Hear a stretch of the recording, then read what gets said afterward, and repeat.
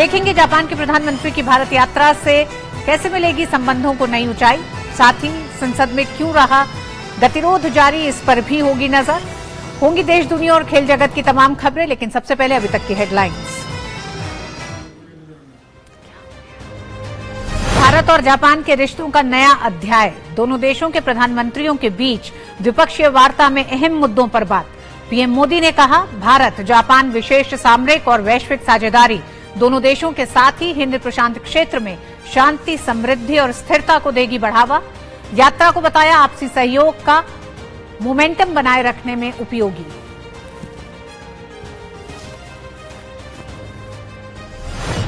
Japan के प्रधानमंत्री Fumio Kishida ने पीएम मोदी को दिया G7 शिखर सम्मेलन के लिए किया आमंत्रित। पीएम मोदी ने नियतों को किया स्वीकार। जापानी पीएम ने सप्रू हाउस व्याख्यान में स्वतंत्र और खुले भारत प्रशांत पर अपनी नई योजना का किया ऐलान। कहा, हिंद प्रशांत क्षेत्र में भारत की भूमिका बेहद अहम। कूटनीतिक चर्चाओं के बाद पीएम मोदी और जापानी प्रधानमंत्री किशिदा ने किया बुद्ध जयंती पार्क का दौरा। दोनों नेताओं में दिखी स्पेशल बॉन्डिंग। पीएम मोदी और किशिदा ने बाल बोधि वृक्ष पर चढ़ाए फूल, लस्सी और गोलगप्पे का उठाया लुत्फ। दूसरे हफ्ते की शुरुआत में भी संसद के दोनों सदनों में गतिरोध बरकरार। सत्ता पक्ष के निशाने पर राहुल गांधी, माफी की मांग कायम। हिंडनबर्ग रिपोर्ट पर विपक्ष का हंगामा। लोकसभा अध्यक्ष ने कहा, अपने चैम्बर में भी विवाद को बातचीत से हल करने के लिए तैयार।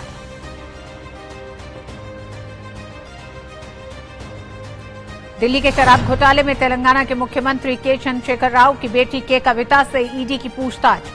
मनीष सिसोदिया और के कविता के जानकार अरुण पिल्लई के साथ आमने सामने बिठाकर पूछताछ। शराब घोटाले में मनीष सिसोदिया को भी अदालत से राहत नहीं। कोर्ट ने सीबीआई से जुड़े मामले में 3 अप्रैल तक न्यायिक हिरासत में भेजा।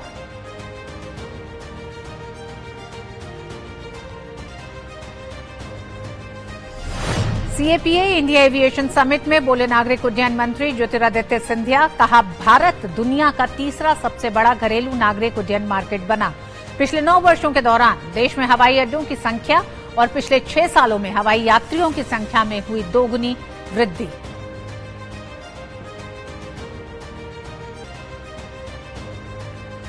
देश भर में G20 बैठकों का दौर जारी। तमिलनाडु के कोयम्बटूर में G20 यंग एम्बेसडर समिट 2023 का आयोजन, तो पंजाब के अमृतसर में L20 की 2 दिवसीय बैठक संपन्न। सामाजिक सुरक्षा और नारी शक्ति के कौशल विकास के मुद्दे पर विस्तार से चर्चा। नागपुर में सिविल 20 में पर्यावरण के साथ विकास संतुलन पर बात। रूस के दौरे पर पहुंचे चीन के राष्ट्रपति शी जिनपिंग ने की राष्ट्रपति व्लादिमीर पुतिन से मुलाकात। कई अहम मुद्दों पर हुई बातचीत।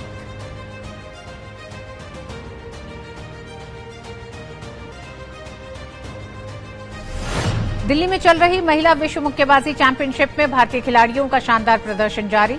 साक्षी चौधरी और लवलीना ने क्वार्टर फाइनल में बनाई जगह।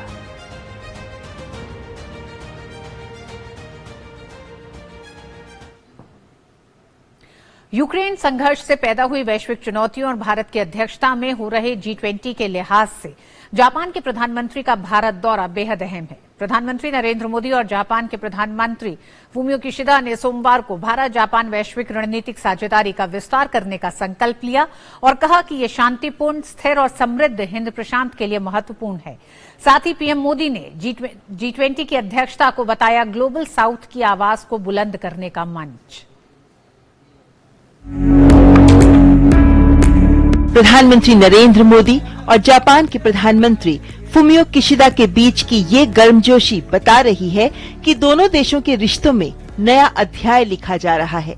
भारत के दौरे पर पहुंचे जापानी प्रधानमंत्री ने दिल्ली के हैदराबाद हाउस में पीएम मोदी के साथ पहले मुलाकात की और फिर दोनों नेताओं ने प्रतिनिधि मंडल स्तर की द्विपक्षीय वार्ता की। इस वार्ता में अर्थव्यवस्था और वाणिज्य, जलवायु और ऊर्जा, रक्षा और सुरक्षा, कौशल विकास में सहयोग जैसे तमाम एजेंडे पर बात हुई। दोनों पक्षों ने हिंद प्रशांत क्षेत्र में शांति, समृद्धि और स्थिरता को बढ़ावा देने में भारत जापान साझेदारी की भूमिका सहित आपसी हित के क्षेत्रीय और वैश्विक मुद्दों पर भी चर्चा की। बाद में दोनों प्रधानमंत्रियों ने संयुक्त प्रेस वार्ता की, जिसमें पीएम मोदी ने बताया कि ये यात्रा क्यों इतनी अहम है।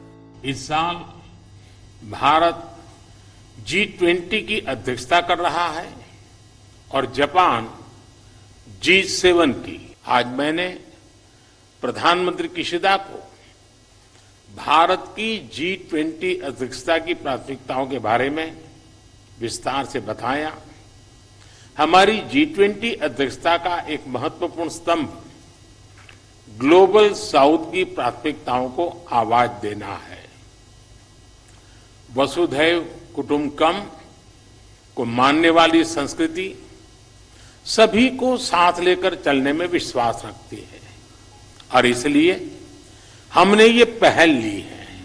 प्रधानमंत्री मोदी ने जापानी प्रधानमंत्री की यात्रा को आपसी सहयोग का मोमेंटम बनाए रखने के लिए अहम करार दिया और कहा कि दोनों देशों के संबंध भारत प्रशांत क्षेत्र में शांति और स्थिरता सुनिश्चित करेंगे। Bharat Japan special strategic and global partnership हमारे साझा लोकतांत्रिक मूल्य और अंतर्राष्ट्रीय पटल पर रूल ऑफ लॉ के सम्मान पर आधारित है।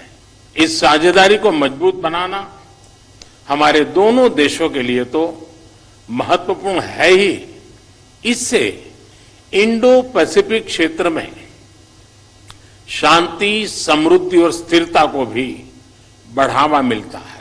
प्रधानमंत्री नरेंद्र मोदी ने दोनों देशों के आर्थिक संबंधों का भी जिक्र किया और कहा कि पिछले साल हमने अगले 5 वर्षों में भारत में 5 ट्रिलियन येन यानी 3,20,000 करोड़ रुपए के जापानी निवेश का लक्ष्य तय किया था। ये संतोष का विषय है कि इस दिशा में अच्छी प्रगति हुई है।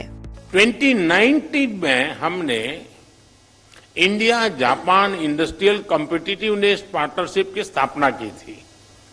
इसके अंतर्गत हम logistics, food processing, MSME, textiles, machinery और स्टील जैसे क्षेत्रों में भारतीय इंडस्ट्री की कॉम्पिटिटिवनेस बढ़ा रहे हैं। आज हमने इस पार्टनरशिप की सक्रियता पर भी प्रसन्नता व्यक्त की। Mumbai Ahmedabad high speed rail पर भी हम तेजी से आगे बढ़ रहे हैं। जापान के प्रधानमंत्री फुमियो किशिदा ने औपचारिक रूप से प्रधानमंत्री नरेंद्र मोदी को G7 शिखर सम्मेलन में आमंत्रित किया, जिसे पीएम मोदी ने स्वीकार कर लिया। Japan serves the presidency of G7 and India G20. I formally invited Prime Minister Modi to G7 Hiroshima Summit, and on the spot, my invitation was immediately accepted. प्रधानमंत्री के रूप में अपनी दूसरी भारत यात्रा पर सुबह दिल्ली पहुंचने पर किशिदा का केंद्रीय मंत्री राजीव चंद्रशेखर ने हवाई अड्डे पर गर्मजोशी से स्वागत किया। इस मौके पर कलाकारों ने नृत्य के जरिए उनका स्वागत किया। इसके बाद किशिदा राजघाट गए, वहां महात्मा गांधी की समाधि पर श्रद्धांजलि अर्पित की। किशिदा फुमियो ने आगंतुक पुस्तिका में अपने विचार भी साझा किए। प्रधानमंत्री किशिदा की यात्रा ऐसे समय पर हो रही है जब जापान G7 की अध्यक्षता और भारत G20 की अध्यक्षता कर रहा है। जाहिर है दौरा बेहद अहम है और इसके जरिए दोनों देश महत्वपूर्ण वैश्विक मुद्दों पर एक साथ काम करने की राह आसान बना रहे हैं। दिल्ली से अमृतपाल सिंह के साथ bureau report, DD news. Bharat Japan के संबंधों में आज का दिन बेहद अहम रहा जब पीएम मोदी जापान के पीएम किशिदा के साथ दिल्ली के बुद्ध जयंती पार्क में सैर करते हुए दिखे। आइए देखते हैं तस्वीरें दो देशों के मजबूत होते रिश्तों की, तस्वीरें नई कूटनीति की, तस्वीरें मौजूदा वैश्विक मुद्दों और चुनौतियों पर भारत के नेतृत्व की स्वीकार्यता की।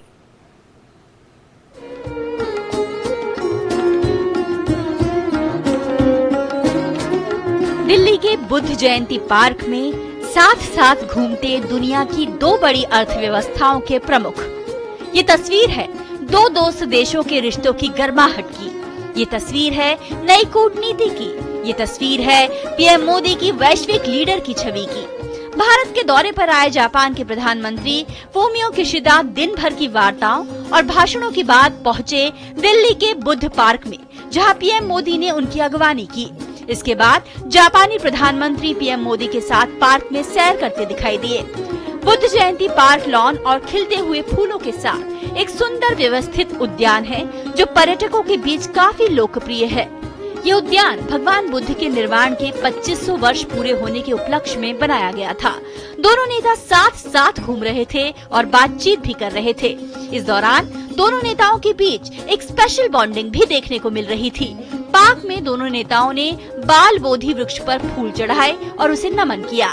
इसके बाद दोनों नेताओं ने बाल बोधि वृक्ष का चक्कर लगाया।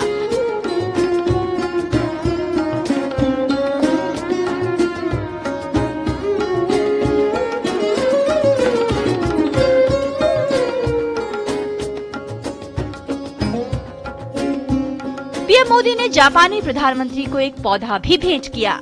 बाल बोधि पर पुष्प अर्पित करने के बाद जापान के पीएम ने आगंतुक पुस्तिका में अपने विचार भी लिखे। इसके बाद बारी थी कुछ खाने पीने की। जापानी पीएम को लेकर प्रधानमंत्री मोदी दुकान पर पहुंचे तो दोनों ने लस्सी बनाने में हाथ आजमाए और फिर लस्सी पी। बाद में दोनों नेताओं ने गोलगप्पे का लुत्फ उठाया। इससे पहले जापान के प्रधानमंत्री फूमियो किशिदा ने 41वें सप्रू हाउस व्याख्यान में स्वतंत्र और खुले भारत प्रशांत पर अपनी नई योजना की घोषणा की। A free and open Indo-Pacific, or FOIP, was proposed by my esteemed friend, former Prime Minister Abe Shinzo. I believe that this vision, nurtured by the voices of different countries, and which can be characterized as our FOIP, is becoming more important than ever toward the goal of leading the international community in the direction of cooperation rather than division and confrontation. Kishida ने कहा कि Japan भविष्य में भी भारत के साथ सहयोग करने की उम्मीद कर रहा है। उन्होंने भारत और अमेरिका के साथ संयुक्त प्रशिक्षण और आसियान देशों और प्रशांत द्वीप देशों के साथ सद्भावना प्रशिक्षण का जिक्र किया। उन्होंने कहा कि भारत एक अपरिहार्य भागीदार है और भारत और जापान मौजूदा अंतर्राष्ट्रीय संबंधों और दुनिया के इतिहास में एक बेहद अनूठी स्थिति में है। India is an indispensable partner. I believe that Japan and India are in an extremely unique position in the current international relations and furthermore in the history of the world. India is the largest democracy in the world. I have always viewed with great respect at the way such a huge and diverse country as India has developed democracy. Kishida ने रूस Ukraine संघर्ष पर PM Modi के वक्तव्य का उल्लेख करते हुए कहा कि आज का युग युद्ध का नहीं है। उधर विदेश मंत्रालय ने कहा कि दोनों देशों के प्रधानमंत्रियों की बातचीत में द्विपक्षीय सहयोग, रक्षा और आर्थिक साझेदारी जैसे अहम विषयों पर चर्चा हुई। Key topics that were discussed during the meeting, key topics of bilateral cooperation, included the domain of defense and security, economic partnership, climate and energy, including energy transition, people-to-people exchanges, skill development, innovation.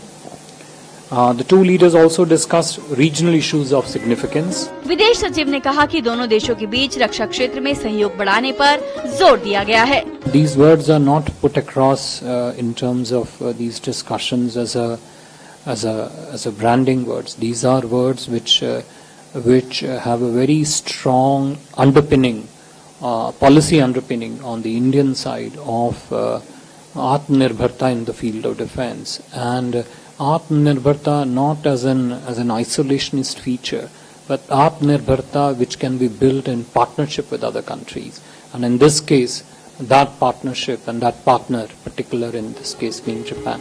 कुल मिलाकर Japan के PM के दौरे का पहला दिन न केवल सहयोग और कूटनीति के लिहाज से अहम रहा, बल्कि रिश्तों की नई इबारत लिखने वाला भी रहा। विशाल बैरिस्टो के साथ ब्यूरो रिपोर्ट, डीडी न्यूज। और पिछले एक साल में रूस यूक्रेन युद्ध के दौरान हमने देखा कि किस तरह से दुनिया दो हिस्सों में बटी दिखाई दी है, और ऐसे में जापान के प्रधानमंत्री का भारत दौरा बेहद अहम माना जा रहा है। इसके कई मायने हैं। आइए एक नजर डालते हैं क्यों है ये दौरा अहम। सबसे पहले तो हम जानते हैं कि अंतर्राष्ट्रीय जिम्मेदारियां निभा रहे दोनों ही देश। भारत G20 की अध्यक्षता कर रहा है और जापान G7 की अध्यक्षता कर रहा है। इन दोनों ही वैश्विक मंचों में तमाम ऐसी चुनौतियां रहेंगी जो विश्व में इस समय रूस यूक्रेन युद्ध से निकली हुई चुनौतियां भी हैं, जिनके समाधान पर काम हो रहा है। वार्ता के मुद्दे आज क्या रहे, उस पर एक नजर डालते हैं। भारत और जापान के बीच दोस्ती का एक लंबा इतिहास है। तमाम जो मसले रहे जिन पर बातचीत हुई, द्विपक्षीय सहयोग को किस तरह से आगे बढ़ाया जाए, इस पर चर्चा हुई। रक्षा का क्षेत्र है, उस दिशा में किस तरह से आगे बढ़े दोनों देश। हिंद प्रशांत क्षेत्र एक ऐसा क्षेत्र है जिसमें एक तरह से विस्तारवादी नीति को लेकर दोनों ही देश एक मत पर हैं कि कैसे एक समग्र समावेशी हिंद प्रशांत क्षेत्र को विकसित किया जाए। उस पर दोनों देश एक साथ है। इनोवेशन को लेकर दोनों ही देश आगे बढ़ रहे हैं एक साथ। भारत को आने वाले समय में न सिर्फ जापानी निवेश के लिहाज से, लेकिन टेक्नोलॉजी के आदान प्रदान के लिहाज से भी इनोवेशन के क्षेत्र में आगे बढ़ रहे हैं। लोगों के बीच संपर्क को ज्यादा से ज्यादा बढ़ाने की दिशा में कई ऐसे कदम उठाए जा रहे हैं और जो बीते कुछ सालों में जो कदम उठाए गए उसकी भी समीक्षा हुई है। आर्थिक साझेदारी बेहद अहम है दोनों देशों को लेकर, उसमें किस तरह से नए आयामों की तलाश की जाए, इस पर बात की। अब देखते हैं, एक नजर डालते हैं क्यों अहम है हिंद प्रशांत क्षेत्र में दोनों देशों का सहयोग। हिंद प्रशांत दुनिया के सबसे महत्वपूर्ण भू राजनीतिक क्षेत्रों में से एक है। हम जानते हैं कि भारत और जापान हिंद प्रशांत क्षेत्र के अहम स्तंभ हैं। 14 अन्य देशों के साथ ही भारत और जापान की जिम्मेदारी भी बहुत बढ़ जाती है।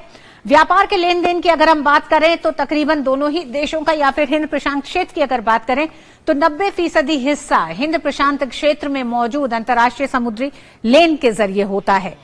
साथ ही साथ विस्तारवादी नीतियों को रोकने में भी अंतर्राष्ट्रीय सहयोग को अपने अपने स्तर पर बढ़ाने की लगातार बात की जा रही है भारत और जापान द्वारा। ये देखा गया कि कई मंचों पर भी अपनी आवाज जापान और भारत ने बुलंद की है। हिंद प्रशांत क्षेत्र में संतुलन के लिए अंतर्राष्ट्रीय जरूरत है आज भारत और जापान का एक साथ आना। दोनों ही देश स्थिर और सुरक्षित हिंद प्रशांत क्षेत्र के पैरोकार हैं। तमाम मंचों पर इस बात को रखा गया है। साथ ही साथ कई विकासशील देशों का भी ये मत रहा है जिनकी आवाज को बुलंद करते रहे हैं भारत और जापान। और हिंद प्रशांत क्षेत्र में ही सहयोग को बढ़ावा देने के लिए क्वाड का भी गठन हुआ। क्वाड में भारत और जापान, अमेरिका और ऑस्ट्रेलिया के साथ मिलकर हिंद प्रशांत क्षेत्र में सहयोग को संतुलित करना चाहते हैं, विस्तारवादी नीतियों के खिलाफ खड़े रहे हैं। दोनों देश स्वतंत्र, खुले, नियम आधारित हिंद प्रशांत क्षेत्र के समर्थक हैं।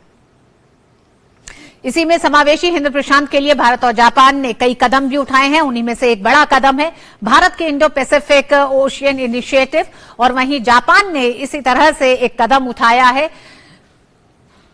जो कि इंडो पैसिफिक के बीच free and open Indo Pacific, और इन दोनों ही एक तरह से जो कार्यक्रम है, जो सहयोग बढ़ाया गया है, इसमें कई तरह की समानताएं हैं जो इंडो पैसिफिक को लेकर जो भावी जो चुनौतियां हैं उनके समाधान की तरफ आगे बढ़ रहे हैं। और आइए नजर डालते हैं भारत जापान के बीच व्यापारिक संबंध कैसे रहे हैं और ये दौरा क्यों बेहद महत्वपूर्ण माना जा रहा है। भारत दुनिया की 5वीं सबसे बड़ी अर्थव्यवस्था है, तो वहीं जापान दुनिया की 3री सबसे बड़ी अर्थव्यवस्था।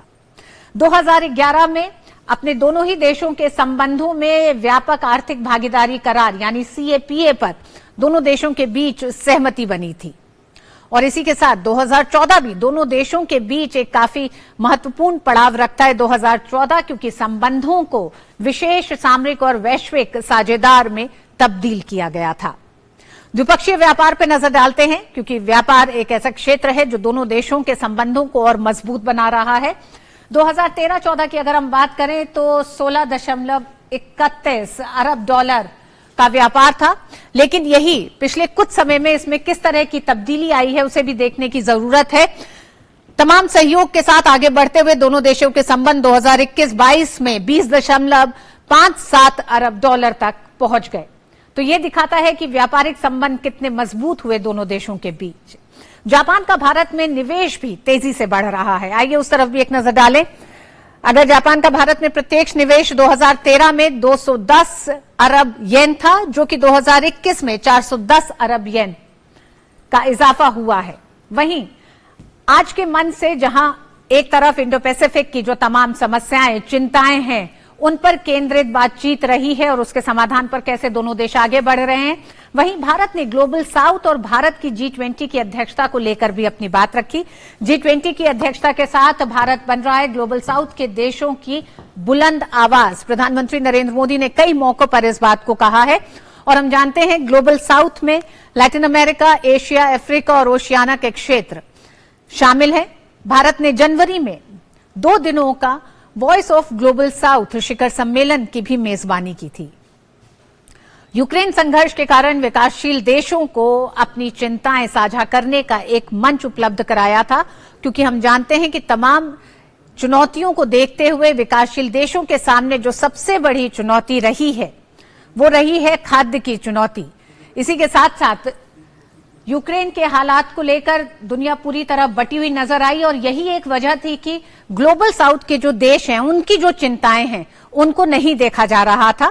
इसलिए एक मंच उपलब्ध कराया गया जिसमें विकासशील देशों को खाद्य, ऊर्जा और उर्वरक की जो किल्लत हो रही है उसको सामने रखा गया। विकासशील देशों की मुख्य चिंता रोजमर्रा के मुद्दों की नहीं जुड़ी हुई है, बल्कि युद्ध की, भू राजनीति से नहीं है। उनकी चिंता रोजमर्रा की जरूरतों से जुड़े तमाम उन उत्पादों की है जिनकी किल्लत, जिनकी कमी वैश्विक स्तर पर हो रही है।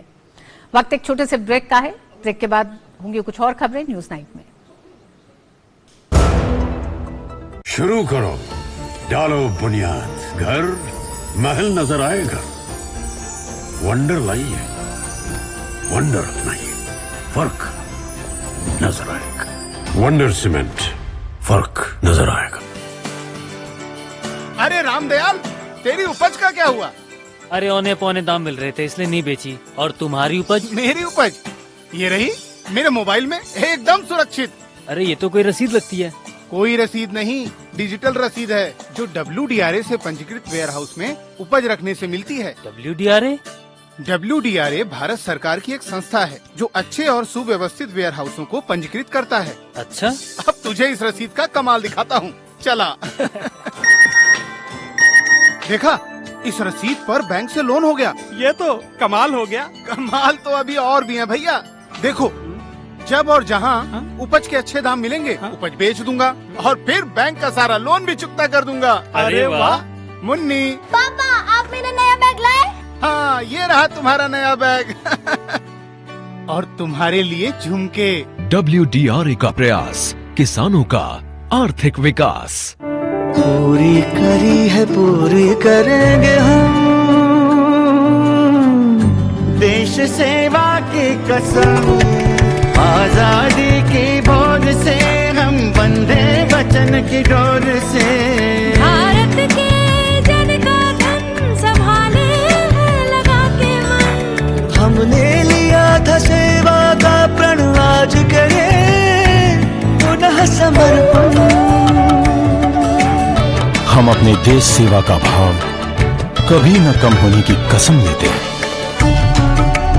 देश सेवा की कसम। Hey girls! आज तो पार्टी चाहिए। चैंपियन के साथ सेल्फी लेंगे। आइडिया, यही करते हैं पार्टी। Pizza party. ये चल अपना कार्ड और पिन दे। मेरे कार्ड की डिटेल्स मैं खुद ही डालूंगी। RBI कहता है अपना पिन, OTP, CVV या इंटरनेट बैंकिंग पासवर्ड किसी के साथ शेयर ना करें। ऑनलाइन बैंकिंग सिर्फ अपने कंप्यूटर, मोबाइल और सिक्योर नेटवर्क से करें। बाय गर्ल्स, कहाँ जा रही है? सुना नहीं, नो शेयरिंग। RBI कहता है जानकार बनिए, सतर्क रहिए। हफ्ते के पहले दिन भी संसद का गतिरोध बीते हफ्ते की ही तरह जारी रहा। गतिरोध जारी देख लोकसभा स्पीकर ओम बिरला ने विपक्ष को अपने चैम्बर में विवाद पर बातचीत से हल करने का भी सुझाव दिया। लगभग यही स्थिति राज्यसभा की भी रही। राहुल गांधी के विदेश में विवादास्पद बयान पर कांग्रेस के पूर्व अध्यक्ष राहुल गांधी संसद के भीतर और बाहर भारतीय जनता पार्टी के निशाने पर रहे। संसद में गतिरोध का सिलसिला दूसरे हफ्ते भी जारी है और सोमवार को भी लोकसभा और राज्यसभा दोनों में कार्यवाही नहीं चल सकी। लोकसभा में स्पीकर ओम बिरला ने विपक्ष से अपील भी की कि वो सदन में तख्तियां लाना बंद करें और सदन को सामान्य रूप से चलने दें। यहां तक कि लोकसभा अध्यक्ष ने सांसदों से कहा कि वो अपने चैम्बर में भी विवाद को बातचीत के जरिए हल करने को तैयार हैं। लेकिन इसके बावजूद सदन में शोर शराबा जारी रहा। पहले लोकसभा की कार्यवाही को 2 बजे और फिर पूरे दिन भर के लिए स्थगित करना पड़ा। आप आए, बैठे, चर्चा करें, चेंबर में आए, चर्चा करें, सत्ता पक्ष भी आए, प्रतिपक्ष भी आए, रास्ता निकालेंगे, सदन चलाएंगे, आपके विषय मुद्दों को भी चर्चा करेंगे। राज्यसभा में भी स्थिति कुछ अलग नहीं थी।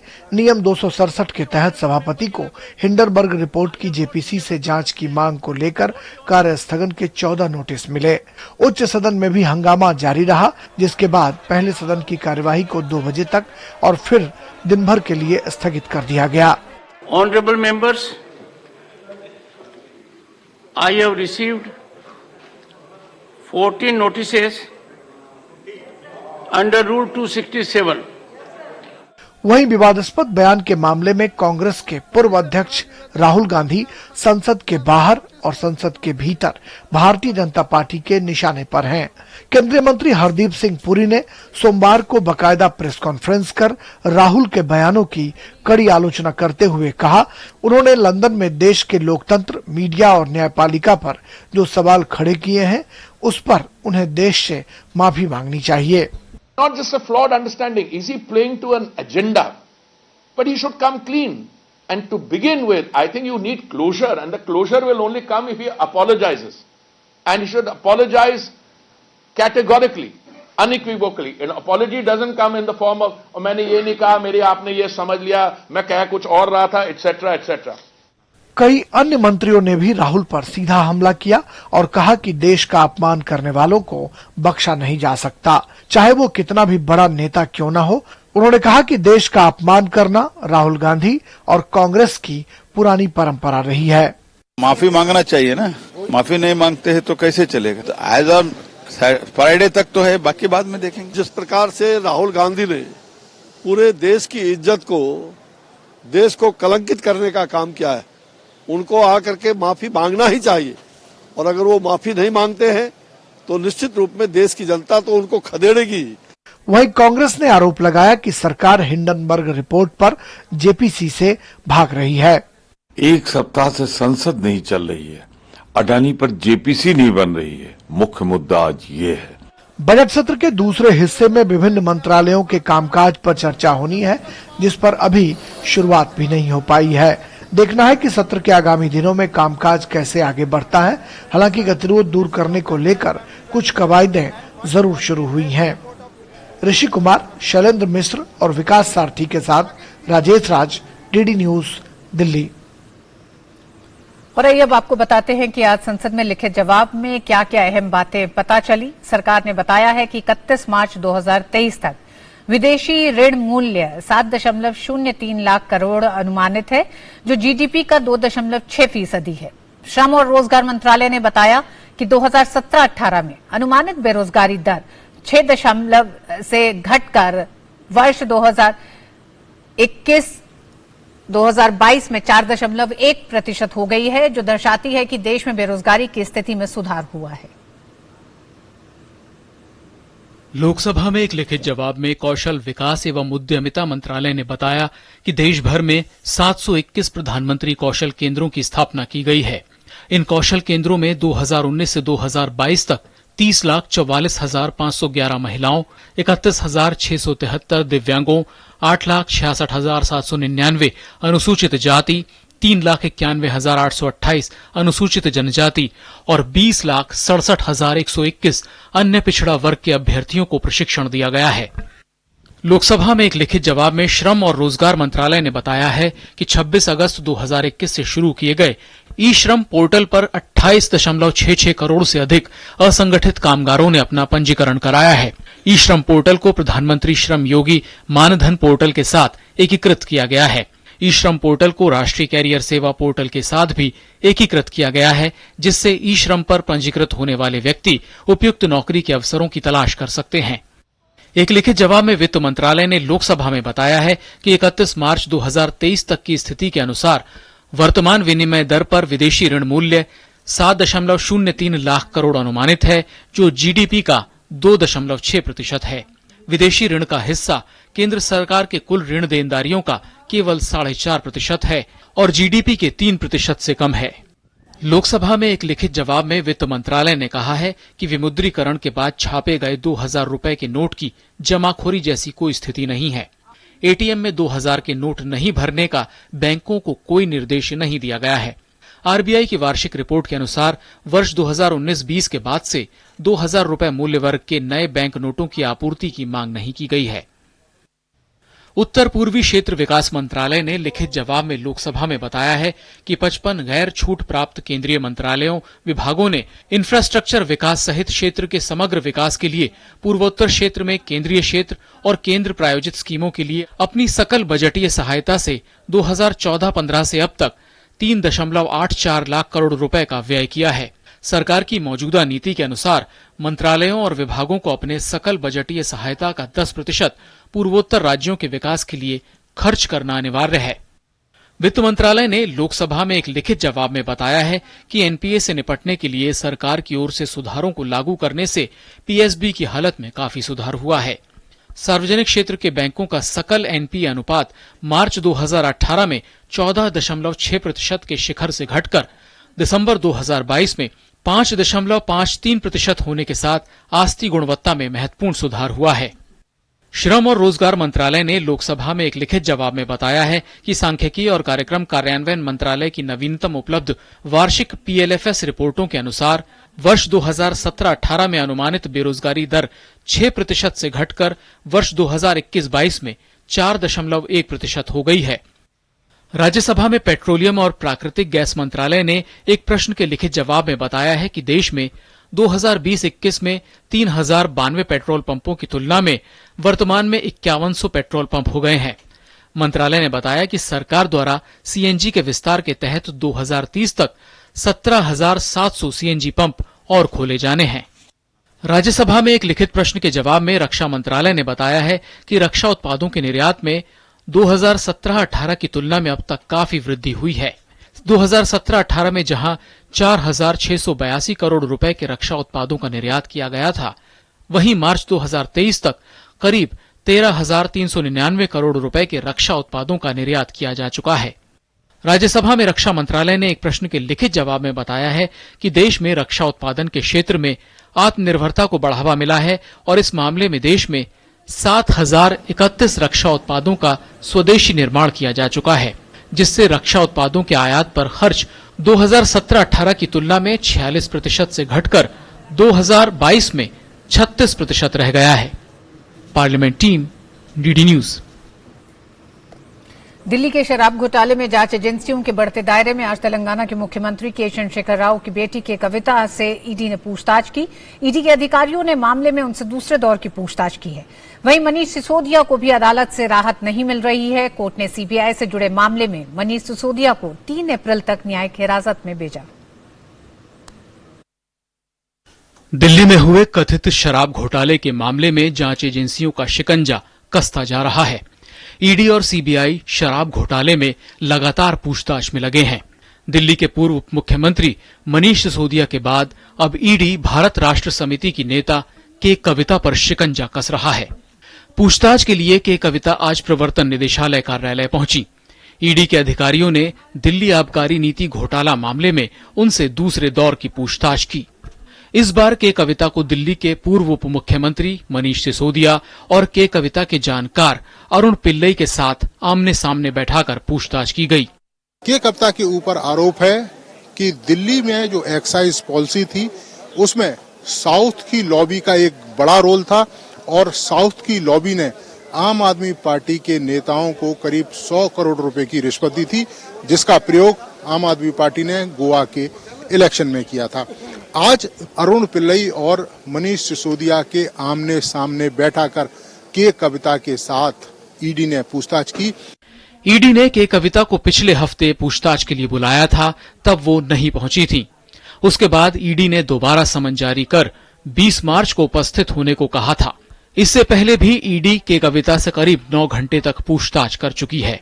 उधर केंद्रीय जांच एजेंसी ने के कविता की याचिका के विरोध में उच्चतम न्यायालय में कैविएट दायर किया है। के कविता ने अपनी याचिका में दिल्ली आबकारी नीति घोटाला मामले में ईडी की ओर से जारी समन को चुनौती दी है। इस पर 24 मार्च को सुनवाई होनी है। दरअसल ईडी के कविता से शराब घोटाले में उनकी भूमिका के बारे में जानना चाहती है। कविता का सामना जिस अरुण पिल्लई से कराया गया वो दक्षिण के समूह का नेतृत्व करने वाला हैदराबाद का व्यवसायी है। पिल्लई ने कथित तौर पर जांच एजेंसी को बताया है कि वह कविता का सहयोगी रहा है। जानकारी के मुताबिक अरुण पिल्लई शराब नीति घोटाले के दौरान के कविता की तरफ से साउथ ग्रुप को संभाल रहा था और इंडो स्पिरिट्स में के कविता की 32.5% हिस्सेदारी में फ्रंट के तौर पर काम कर रहा था। इस मामले में दिल्ली के पूर्व उप मुख्यमंत्री मनीष सिसोदिया फिलहाल तिहाड़ जेल में बंद हैं। उनकी भी मुश्किलें कम होने का नाम नहीं ले रही हैं। सोमवार को राउज एवेन्यू कोर्ट ने पूर्व डिप्टी सीएम की न्यायिक हिरासत 14 दिन के लिए बढ़ा दी है। आबकारी नीति से जुड़े सीबीआई वाले मामले में मनीष सिसोदिया को ईडी हिरासत से वीडियो कॉन्फ्रेंसिंग के जरिए कोर्ट में पेश किया गया। कोर्ट ने सिसोदिया की न्यायिक हिरासत 3 अप्रैल तक बढ़ा दी है। इससे पहले 17 मार्च को राउज एवेन्यू कोर्ट ने पूर्व डिप्टी सीएम की ईडी रिमांड को 5 दिन और बढ़ाने का फैसला किया था। फिलहाल दिल्ली के पूर्व डिप्टी सीएम शराब घोटाले के मामले में 22 मार्च तक ईडी की रिमांड पर हैं। इस मामले में बीजेपी लगातार आम आदमी पार्टी पर हमलावर है। सियासी तौर पर तो इस मामले में आम आदमी पार्टी लगातार निशाने पर है, लेकिन शराब घोटाले में ईडी और सीबीआई लगातार सक्रिय हैं और मामले की तह तक जाने में लगे हैं। नीरज सिंह के साथ ब्यूरो रिपोर्ट, डीडी न्यूज। केंद्रीय मंत्री वी मुरलीधरन ने सोमवार को केरल की कांग्रेस और मार्क्सवादी कम्युनिस्ट पार्टी पर आरोप लगाया कि दोनों पार्टियां अल्पसंख्यक ईसाई समुदाय को अपनी स्वतंत्र राय रखने से रोक रहे हैं। केंद्रीय मंत्री ने आर्च बिशप थालासेसी से के केंद्र की भाजपा सरकार के विजन का समर्थन करने के बयान से दोनों दलों में नाराजगी है। केंद्रीय मंत्री ने कहा कि दोनों ही दल दोहरा मानदंड अपना रहे हैं। एक तरफ वे अल्पसंख्यक समुदाय और अपनी बात रखने की स्वतंत्रता की बात करते हैं, तो वहीं दूसरी ओर उनके खिलाफ दिए बयानों को लेकर आलोचना शुरू कर देते हैं। CPM and Congress say that they don't have the freedom to express their views. They don't have the authority, they don't have the right for expression of their views. Freedom of speech is denied to Christian bishops because they are either Christian bishops or their views indirectly support the government of India. So this is a ridiculous situation that we are seeing in Kerala, that the CPM and Congress say that we are for the minorities, we are for freedom of speech, but when a Christian leader, when a Christian bishop, he speaks out something, he speaks some facts which indirectly may be favorable to the government of India, then they pounce upon him. This is what we are seeing. उल्लेखनीय है कि केरल में एक arc bishop के बयान पर राज्य में राजनीतिक बयानबाजी चल रही है। जोसेफ पाम्पलानी उत्तरी केरल के थालासेरी में रोमन कैथोलिक चर्च के आर्क बिशप हैं। थालासेरी के आर्क बिशप मार जोसेफ पाम्पलानी ने कहा कि चर्च उन लोगों के साथ खड़ा होगा जो रबर किसानों की मदद करते हैं। भाजपा हमारे लिए अछूत नहीं है।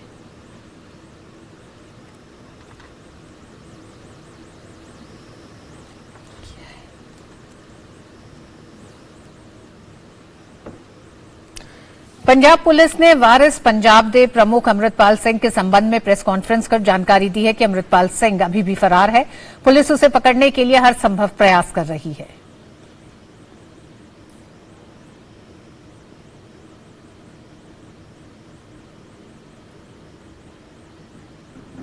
स्टेट में जो पब्लिक ऑर्डर है, जो लॉ एंड ऑर्डर है, पूरी तरह से मेंटेन्ड है। पंजाब में बिल्कुल स्टेबल है पंजाब, और बिल्कुल शांति है पूरी स्टेट में।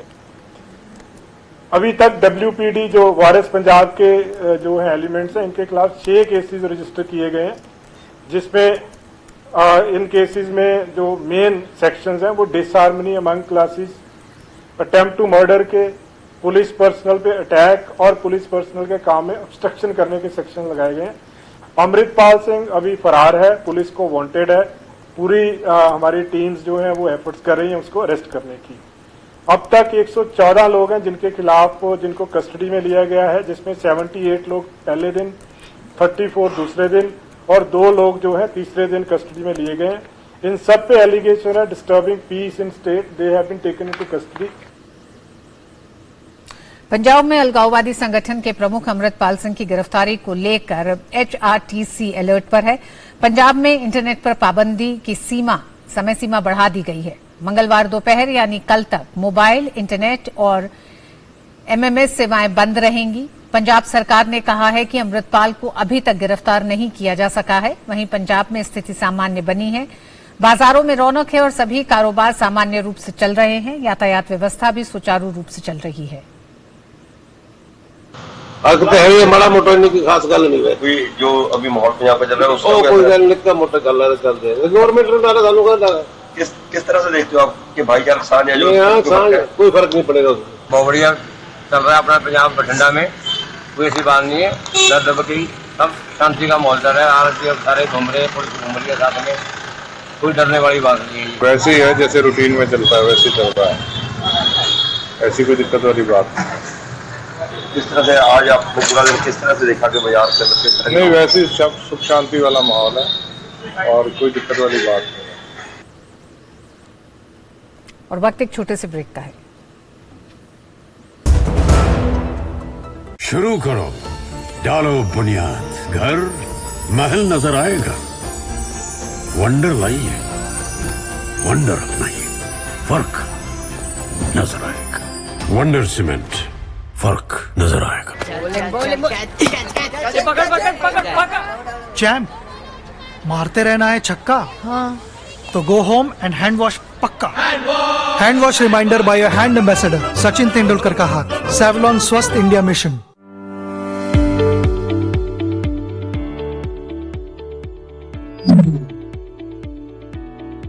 आज सुबह सुबह दुकान छोड़कर कहाँ जा रहे हो? मैं चला फूड सेफ्टी का लाइसेंस बनवाने। अब ये कौन सा नया लाइसेंस आ गया? नया नहीं भाई, बहुत जरूरी लाइसेंस है। ये लाइसेंस अब सभी खाद्य सामग्री का व्यापार करने वालों के लिए अनिवार्य है।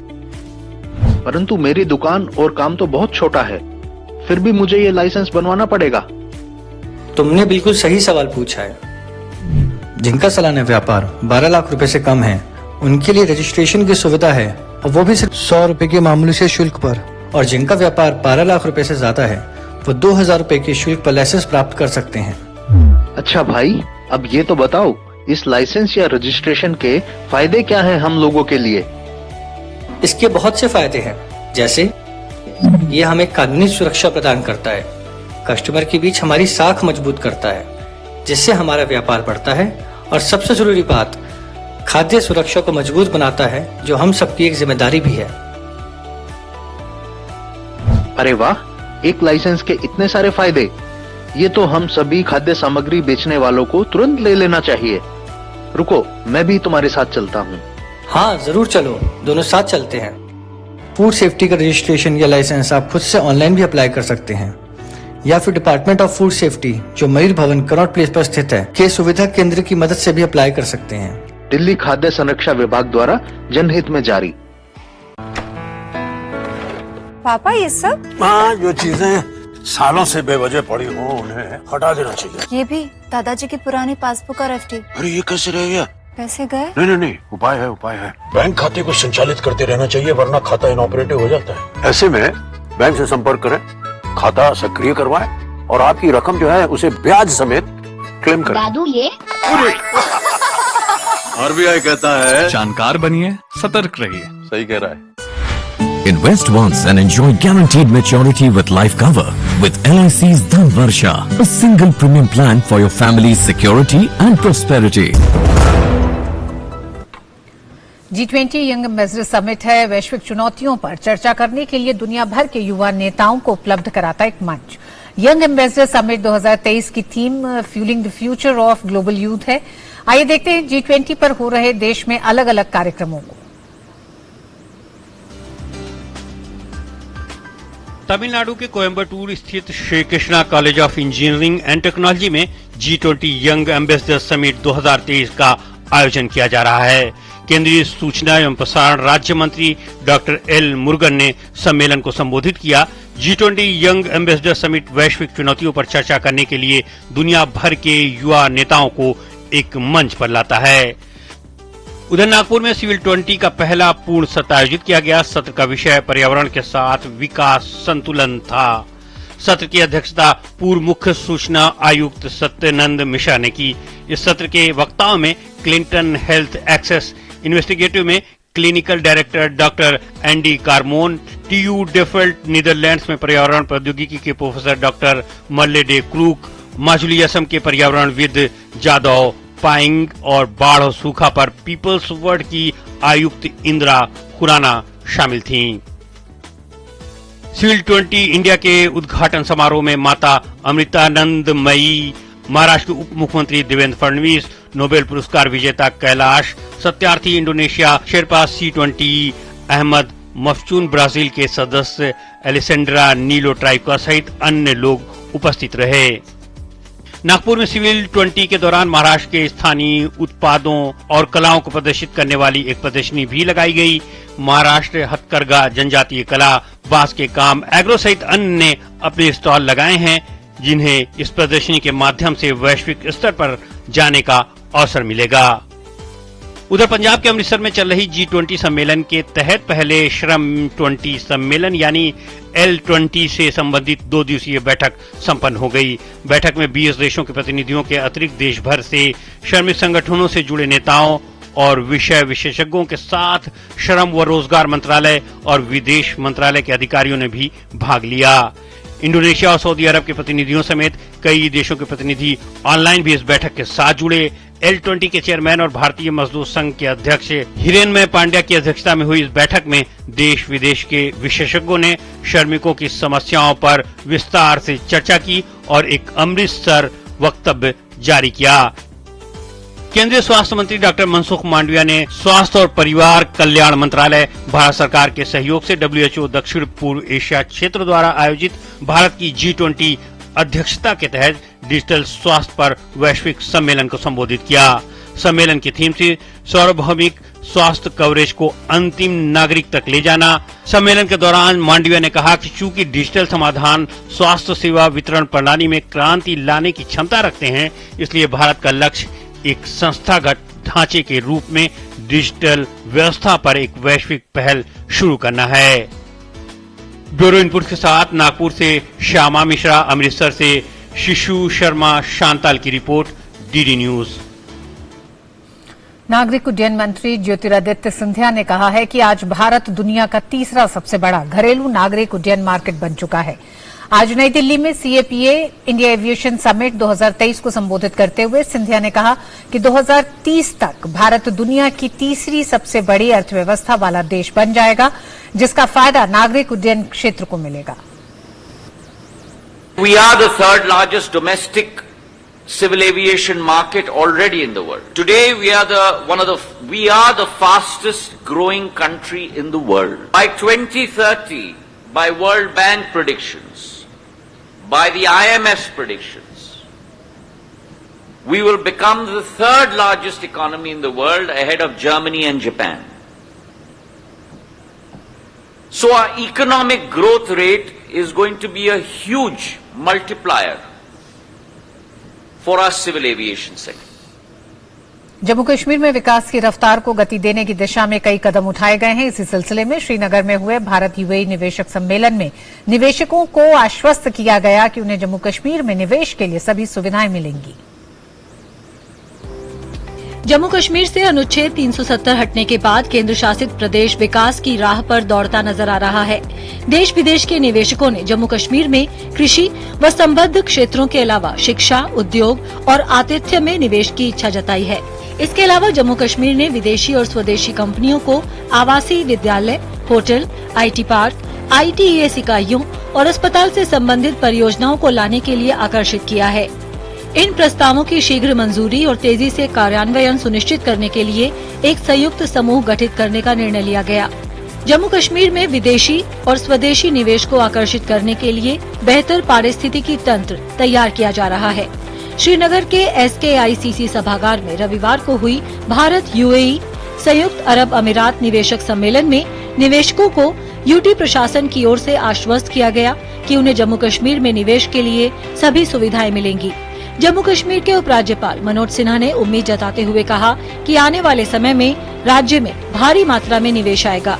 मुझे लगता है कि अच्छी शुरुआत हुई है, लेकिन अभी काफी लंबी दूरी हमें तय करनी है और मैं पूरी तरह से मुतमईन हूँ कि भारी मात्रा में FDI भी और देश का इन्वेस्टमेंट भी जम्मू कश्मीर में आएगा। बाकी राज्यों की तरह यहाँ भी इंडस्ट्रियल डेवलपमेंट पीक पर पहुंचेगी। इसी कड़ी में दुबई स्थित बुर्ज खलीफा को बनाने वाली कंपनी MR जम्मू कश्मीर में 500 करोड़ रुपए निवेश कर रही है। कंपनी ने श्रीनगर के बाहरी इलाके में एक शॉपिंग मॉल और बहुमंजिले भवन का शिलान्यास किया। इस मौके पर जम्मू कश्मीर के उपराज्यपाल मनोज सिन्हा, MR समूह के CEO अमित जैन, बॉलीवुड अभिनेता विवेक ओबरॉय और अभिनेत्री नीतू चंद्रा सहित कई लोग उपस्थित थे। इसके बनने से यहाँ करीब 13,000 लोगों को रोजगार मिलेगा। इस मौके पर उपराज्यपाल मनोज सिन्हा ने कहा कि आज का दिन श्रीनगर के लिए ऐतिहासिक दिन है। मोदी जी के नेतृत्व में कश्मीर विकास की राह पर लगातार आगे बढ़ रहा है। 250 करोड़ रुपए की लागत से ये माल बनने वाला है। बगल में ही जमीन दी गई है IT टावर के लिए, उसका भूमि पूजन भी अगले महीने होगा। रोजगार भी बढ़ेगा। UAE से ढेर सारे इन्वेस्टर्स आए हैं। MR ग्रुप के CEO अमित जैन ने कहा कि यह शुरुआत है, इसे देखकर दूसरी कंपनी भी निवेश करेंगी। तो वहीं जम्मू कश्मीर को विकास की राह पर देखते हुए स्थानीय निवासी भी काफी खुश हैं। I think we are the biggest investor even from India perspective. We starting in Jammu and Kashmir and I think after that हमको देख के not only a lot of Middle Eastern companies will come, not only in real estate but in other industries as well. Jammu Kashmir में article 370 हटने के बाद बड़ी संख्या में देसी विदेशी इन्वेस्टर्स ने निवेश का मन बनाया है। अब तक 60,000 करोड़ रुपए से ज्यादा का निवेश कश्मीर में आया है। जाहिर है यह बदले दौर का जम्मू कश्मीर है, जहां सामाजिक भागीदारी की ग्रासरूट डेमोक्रेसी ने हर असंभव को संभव बना दिया है। Bureau report DD news. और आइए अब नजर कुछ व्यापार जगत से जुड़ी खबरों पर। केंद्रीय कृषि मंत्री नरेंद्र सिंह तोमर ने नाफेड को वैश्विक स्तर पर international year of the millet 2023 में योगदान देने और इसे बढ़ावा देने के निर्देश दिए हैं। नाफेड ने मिलेट्स को बढ़ावा देने के लिए कृषि और किसान कल्याण मंत्रालय के साथ एक समझौता किया है। चालू वित्त वर्ष 2022-23 में पिछले वर्ष की तुलना में कोयले उत्पादन में 15.14% वृद्धि हुई है। पिछले वर्ष समान अवधि के दौरान लगभग 681.98 मीट्रिक टन कोयले का उत्पादन हुआ था, जो बढ़कर 785.24 मीट्रिक टन हो गया। बिस्लेरी इंटरनेशनल के चेयरमैन रमेश चौहान की बेटी जयंती चौहान अब कंपनी का नेतृत्व करेंगी। टाटा कंज्यूमर प्रोडक्ट्स लिमिटेड के साथ अधिग्रहण की बातचीत समाप्त होने के बाद कंपनी ने नेतृत्व जयंती चौहान को सौंपने का फैसला किया है। 42 साल की जयंती चौहान अभी बिस्लेरी इंटरनेशनल में फिलहाल वाइस चेयरपर्सन हैं। घरेलू शेयर बाजार में आज जोरदार बिकवाली देखने को मिली। आज के कारोबार में सेंसेक्स और निफ्टी दोनों इंडेक्स में भारी गिरावट दर्ज की गई। आज सेंसेक्स 360 अंक टूटकर 57,628 पर बंद हुआ, जबकि निफ्टी 111 अंकों की गिरावट के साथ 16,988 पर बंद हुआ। आज के कारोबार में ज्यादातर सेक्टर में बिकवाली रही। वक्त एक छोटे से ब्रेक का है। ब्रेक के बाद होंगी कुछ और खबरें। देखते रहिए न्यूज़ 9। Sir 50,000 advance. और इतना कैश तो हम नहीं लाए। और आज बैंक भी बंद है। इलाज है डिजिटल पेमेंट का आसान सा डोज। लेकिन अरे घबराइए मत, सावधानी के साथ करेंगे तो कोई साइड इफेक्ट भी नहीं होगा। फोन लाइए मुझे, यहाँ फोन लगाइए। डिजिटल पेमेंट से लेन देन हो सकता है, आसान, सुरक्षित और तेज। मैंने तो इन्हें डिजिटल पेमेंट सिखा दिया है, आपने? क्योंकि RBI कहना है कि डिजिटल पेमेंट अपनाओ, औरों को भी सिखाओ।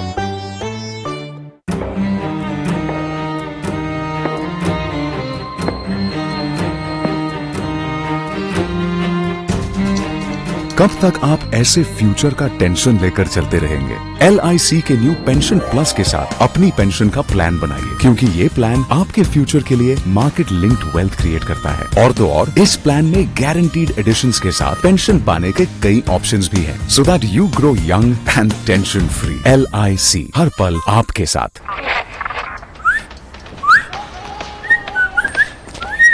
ये किया but no hand wash, germs करेंगे out. Hand wash reminder by hand ambassador Sachin Tendulkar का हाथ। सेवलॉन स्वस्थ इंडिया मिशन। लोकतंत्र जनता के लिए, जनता का और जनता के द्वारा होता है। जनता का यही विश्वास लोकतंत्र में नागरिकों के महत्व को परिभाषित करता है। मन की बात कार्यक्रम ने भी लोगों की इस शक्ति को एक अनोखे तरीके से परिभाषित किया है। इस कार्यक्रम के माध्यम से लोगों ने देश के शासन में खुलकर भाग लिया। लोगों की भावना और गतिशीलता को पूरी विनम्रता के साथ नमन करते हुए प्रधानमंत्री मोदी ने 20 सितंबर 2015 को मन की बात में न केवल स्वीकार किया, बल्कि भारत के लोगों की शक्ति को एक आवाज भी दी।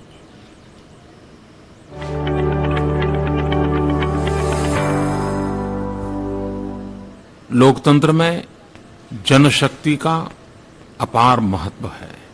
मेरे जीवन में एक मूलभूत सोच रही है और उसके कारण जनशक्ति पर मेरा अपार विश्वास रहा है। लेकिन मन की बात ने जो समझाया, जो जाना, जो अनुभव किया, उससे मैं कह सकता हूं कि हम सोचते हैं उससे भी ज्यादा जनशक्ति अपरंपार होती है।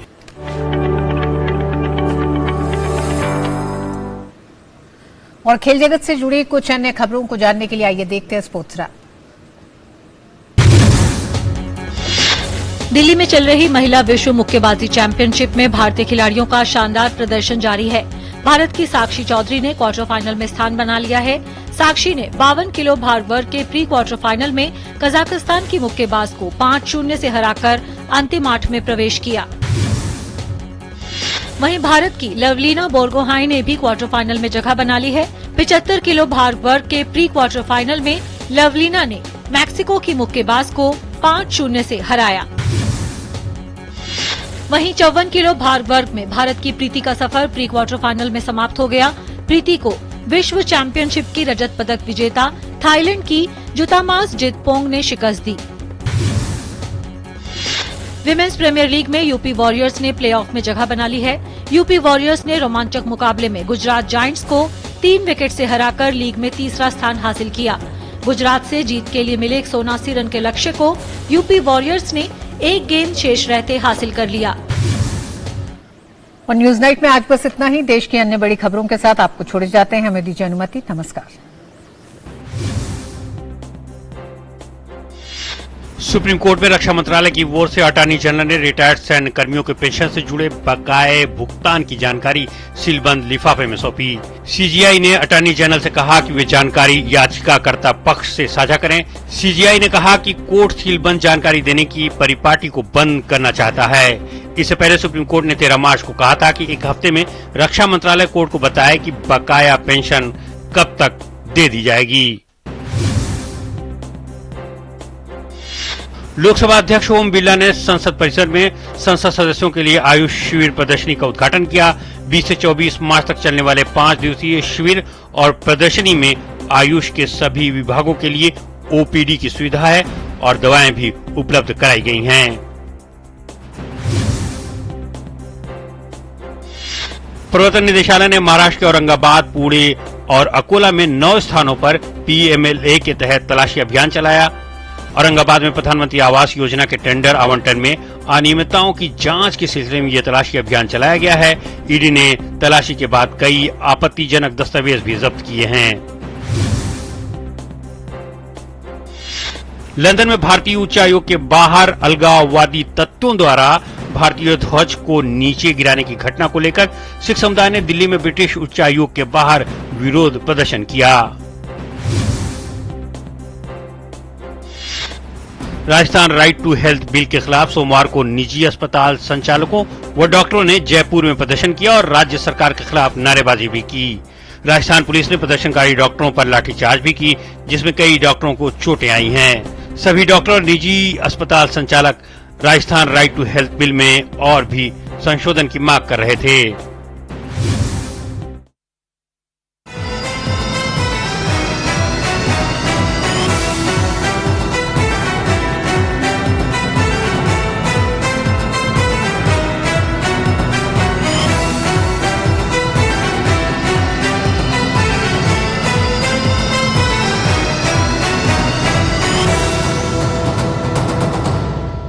न्यूज नाइट के प्रायोजक थे LIC, हर पल आपके साथ, और वंडर सीमेंट, जब दिल में हो जज्बात तभी होती है एक परफेक्ट शुरुआत।